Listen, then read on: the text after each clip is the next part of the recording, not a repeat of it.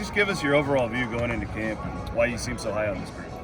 I think the humans, I probably am so high on. Just, I feel like this is the tightest knit group of kids we've had at one time, at one place. And, I think probably a little bit of the adversity we had to go through a year ago and, the ability to fight through that and overcome some of that was really big for this group. And I think then the other part of it is you're so young and I feel like talented maybe from top to bottom as we've been. And to watch this group really come back in the offseason and really want to get better and not feel like we've arrived or we've accomplished anything to where we want to go, it's been really rewarding. And so I think all those things make me really excited about the opportunity to go compete with this football team this year.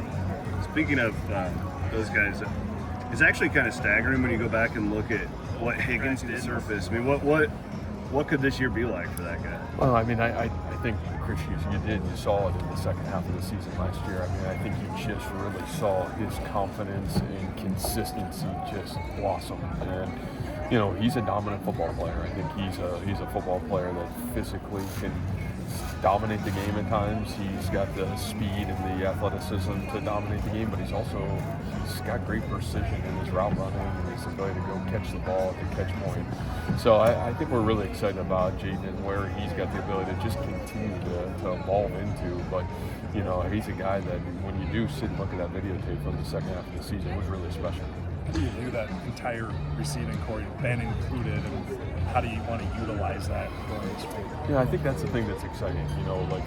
There's been times where we've had maybe an A player, but we've lacked maybe some of the tools around it to take the pressure off of that A player. Where, man, you look at what Jalen's done, and you look at what Jaden's done, and you certainly, even if you look at like Daniel Jackson, there were moments last year where, Daniel in the first half of the season was making some of those plays that were big time plays, and you get him back fully healthy, and where Benny DeGoey is right now, and then you look at that tight end room. And so I think we're bullish about that, and again, I think when we've had that, you go back to Butler and Lazard in that area, and you feel like you can be a little bit more aggressive, you can be a little bit more, in terms of what you do down the field, you can do some different things. So I think we feel that way, and then obviously with Rocco's experience and knowing what he can do now compared to maybe what we didn't know at the beginning of the last season, you can feed into his strengths with that group as well. So I think it allows you to spread the football around, it allows you to not be one-dimensional, and it gives you the ability to really attack all of the football field, and that's something when we've had the ability to do that, I feel like we've been our best on offense. So obviously you're going to be committed to the run, but does that give you the optionality to go pass to set up the run rather than vice versa, which I think you guys historically tried to do? Yeah, and I think you saw even a little bit in the second half of the season last year, we were able to do that once we kind of felt, I think, where Rocco was. And, I think when you look at Brock and, kind of his beat of his career, we were able to do that with him really well too. And so just to have the option to do that is big. And I think that's something from our end of it again, when we've had the ability to do those things, we've been on fast on offense. And so I think that part is really exciting for us offensively. You guys are still going to want to run the football, though. What's the situation look like there with who you've got coming back, and then getting Jalen? How's his health looking, and then Dylan Lee as well? Yeah, I think that room is really talented top to bottom. I mean, you look at what Carson Hansen did as a true freshman. You certainly saw the highs of Abu. I think you guys all saw what Dylan Lee's got the ability to do this past spring, and I think that guy's had an exceptional summer.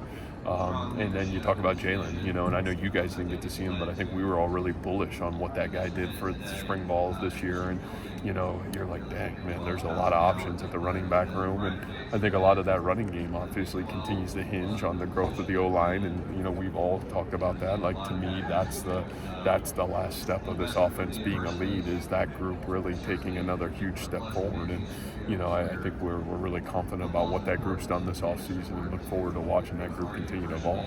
Jalen Travis coming in, has he been able to kind of make up for lost time coming in the summer? And is he a guy that's going to be an anchor on the outside, you think? Well, first of all, I think I give Jalen a lot of, I give him a lot of credit because I think one of the things he was able to do, even though he was finishing up his degree at Princeton, with things like Zoom and some other things, he was really able to kind of stay in the loop of like what we were doing at times through spring practice, and I thought that was really positive. And, I think he kind of came in, hit the ground running. He had a little small setback that he had, we kind of knew, and got him right. But man, he's been full strength here the last 3 or 4 weeks, and just such a physical presence. He's a guy that's got elite size and ability, and and it's going to add great competition right now. I think that's the one nice thing at tackle is you got some tackle bodies that you put Tyler Miller out there, you put Tyler Morrow out there. Obviously, we know what James Neal can do, and James has got the ability to play inside and outside. And then you bring in Jalen. You're talking about guys that tackle that maybe we just haven't had all the time. Is some of that length and size at the tackle position. So we're excited to see how that competition really unveils itself in the early part of fall camp. You got a 6'7" tackle who's a Princeton graduate. That's kind of different. Yeah, different. I mean, yeah. Is he like the intellectual leader of the clubhouse right now? Like, what is it like just talking to him? Yeah. Well, sometimes in the O-line room, man, if you just got any sort of Ivy League, you're away in the leader of the clubhouse. But no, I think Jalen's just brought a maturity to our team in general. The thing that's fun for us is we recruited him out of high school, so we knew him and his family. To be able to reconnect now 4 years down the road and just see what this man has accomplished in his life. You're talking about the Wooden Award winner this past year in college athletics. Only 2. He's the male winner of the recipient of that award. To what he stands for as a human being, as a man. Then you talk just about like the athleticism and the football player. There's a lot to be excited about, and obviously, he could have went to the draft last year. He could have obviously taken his degree and gone and started law school. But his choice was, I want to be the best football player I want to be. So there is a maturity about his mission and what he's trying to do. And it's bigger than just his own mission that he's been able to bring into that O-line room, and I think he's already brought a spark and an energy to that group. So I'll be excited to watch how that evolves through the fall. You talked about Jaden's success, the additions you made to the receiver room with Isaiah and Eli. How much did his success help you in your pursuits of those 2 receivers in the transfer portal?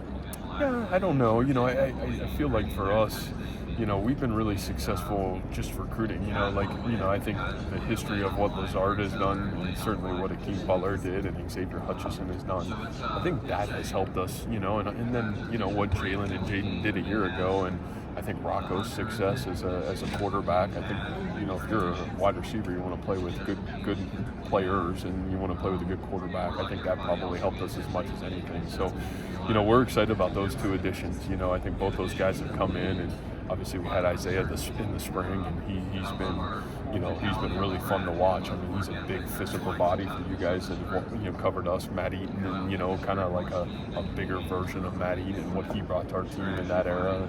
And then I think when you talk about Eli, you talk about a guy very similar to Jalen. A guy that's a returner, a guy that can play in space, but he's also a really dynamic route runner that can even go on the outside at times and really give you some answers there. So we feel like that room is really healthy. There's a lot of competition. It's going to be fun to watch who rises to the top and who continues to help us. But I think there's a lot of guys that can help us there. You've had success with transfer receivers in the past.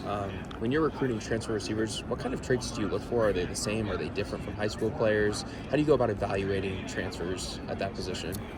Yeah, I think the biggest thing for us at any position, it still starts culturally. We want to make sure that we find guys that fit who we are and what we're about. And, I think we have at Iowa State, we have to fill our roster every single way. It's not always just going to be high school recruiting, even though that's the foundation of what we've done.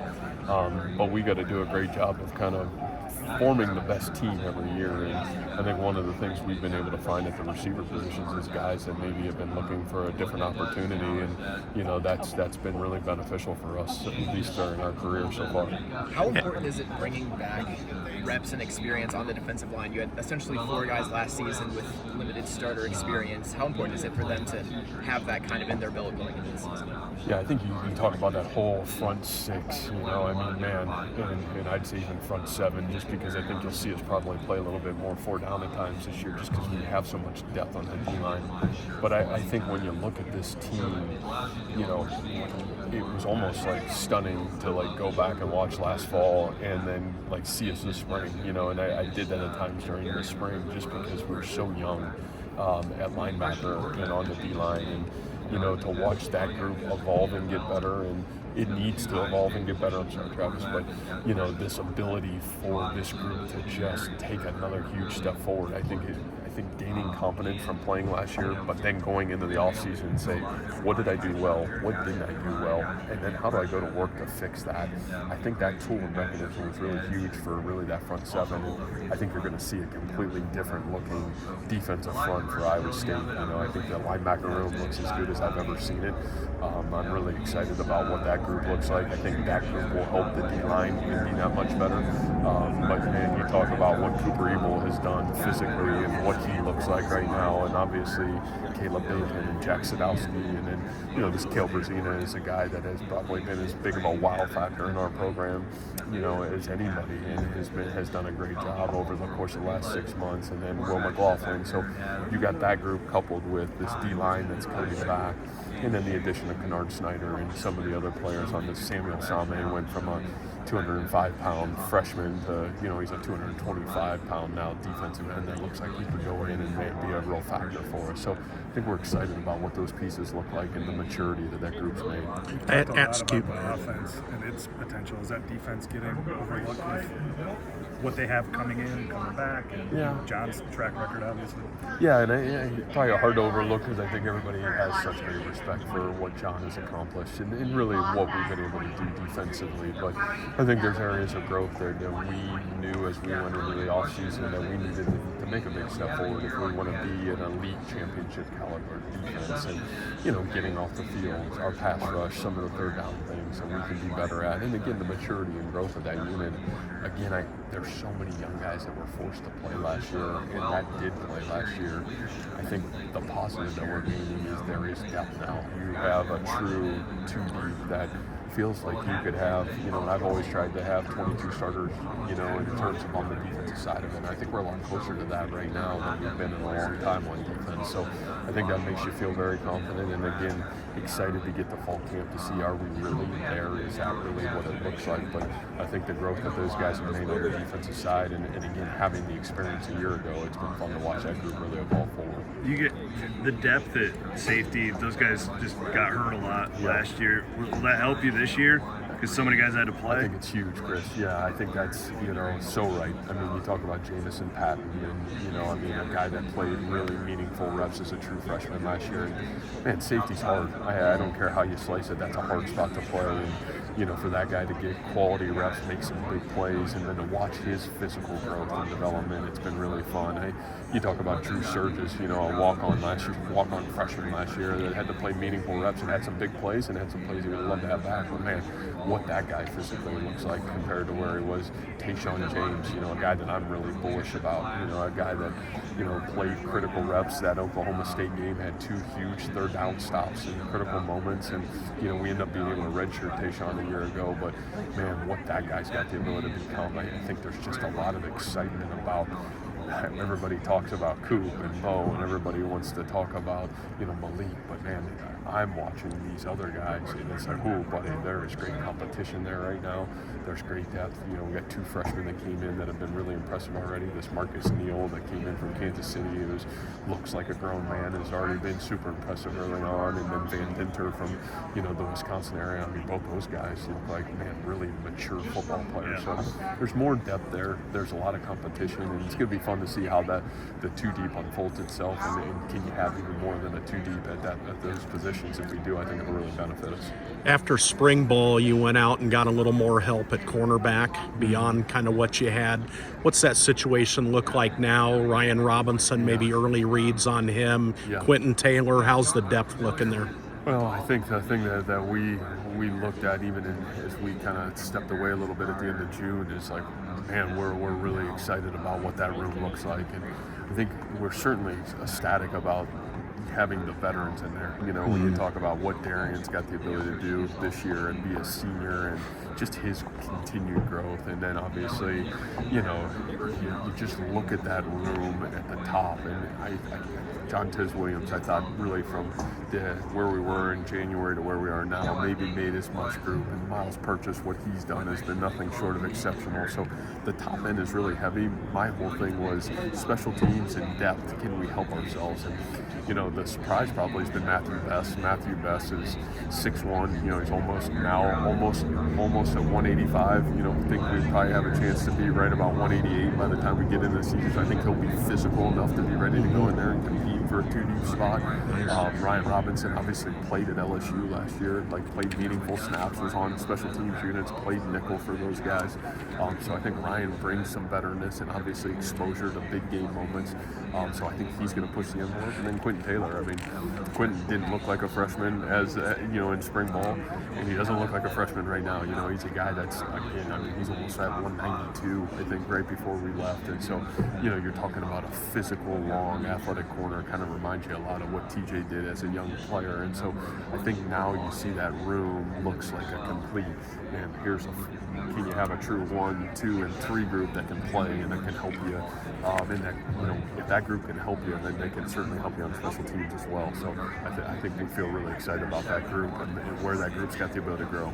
How do you structure fall with a young group and an experienced group, and kind of a blend there? Yeah. Well, I think our schedule probably is unique too. You know, we had to look at that just because you play 2 games and then you have a bye, and so, you know, how do you handle that? You know, and then you play 5 and then you have another bye. So I think that's probably been more of the thought process is how do you get 12 games and you want to be your best in all 12, and you know, this group, at least the one thing that I think we know this year is we know who we are. You know, last year I think we were going into the spring, going into fall camp as number 1, who can play for us, and then we took the early part of the season and tried to figure out what can we do, where now you know who you are, you know what you can do, and now it's like, man, how do we go compete to be our best from the start of the season? And you know, knowing that I feel like you can be a little bit more aggressive in the early part of fall camp this year, just because I feel like, you know, let's be short and precise in our practices, but man, let's really try to compete and figure out, and can we get ourselves as like peak performance as we need to be to start the football season, and I think this group's got the ability to handle that. How pronounced is that change for you guys that you're starting the season? Not that you weren't trying to win games last year, but everything is, we know who we are, let's go win as many out of these 12 as we can, rather than, okay, who's our quarterback, who are our running backs, what can they do? Yeah, I think that's a huge difference, because you guys have heard me say this a million times, like, you think you know, but like, until you put 70,000 people out there, until you play in those environments, you don't know. And you know, I still think is that's probably why you are excited, is you've got to watch some of these guys evolve through that, what I think is an astronomical change. You know, playing football when you're scripting plays and going out, that's one thing, but like playing when it's unscripted and 70,000 people are watching you, you're being critiqued on everything you do, having success in the family, and then working through that, and I think that's huge. And so I do think it gives us a little bit more of probably a confidence going into the fall, and it helps us even as coaches be able to navigate, man, what does this team need? Last year we needed everything, and you know, so you take it slow and you take it right, and you get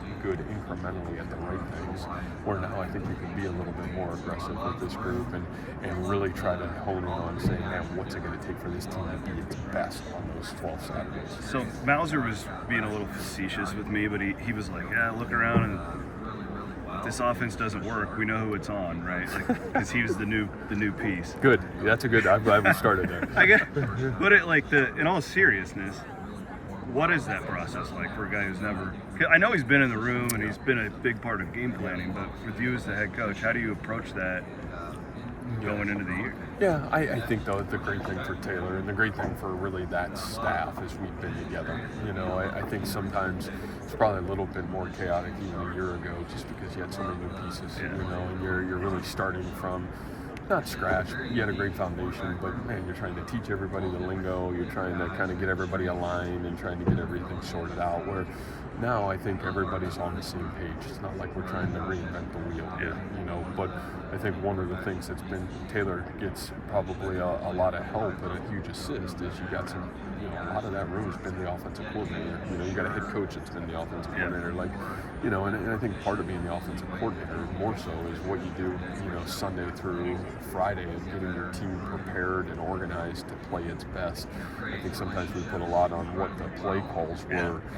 It's really the organization of getting to those final points. And, you know, he's got a quarterback that certainly knows and has input on what's going on. And, you know, you got veteranness. So I think, yes, Taylor's the offensive coordinator, but you got a really great team in there. And I think that's the one thing that makes you feel a lot more confident. And, you know, even in game, you know, I mean, man, Taylor's been a huge part of game planning, calling plays, making adjustments in the game. And, you know, obviously even last year, I mean, for a lot of it was him and Nate, you know, just those were the two veterans that had been there, been down the road. And so I think those two were a huge piece of what we did offensively. So I think those experiences led you to have great confidence. And number one, it's not all about him. And number two, you know, we're really fortunate that he's got a great team around him, both players and coaches, that'll, I think, help really support him. You spoke about the schedule. Do you have your training camp timeline of when you're planning to start, all of that kind of stuff as the season quickly approaches? Yeah. So we start July 31st, and you know, that's when we're able to kind of start things, and it'll be here really fast. So yeah, I think we look forward to. I think you get to this point past the 4th of July, and you're kind of really anxious to kind of get things going. And you know, our team's done a really great job this summer. I think that's the thing that's been the maturity of this group to handle the summer and really how they went to work. I couldn't be prouder of that. So I think when you see that, you're anxious to now get into football and kind of sprint to the starting point of the football season for sure. Awesome.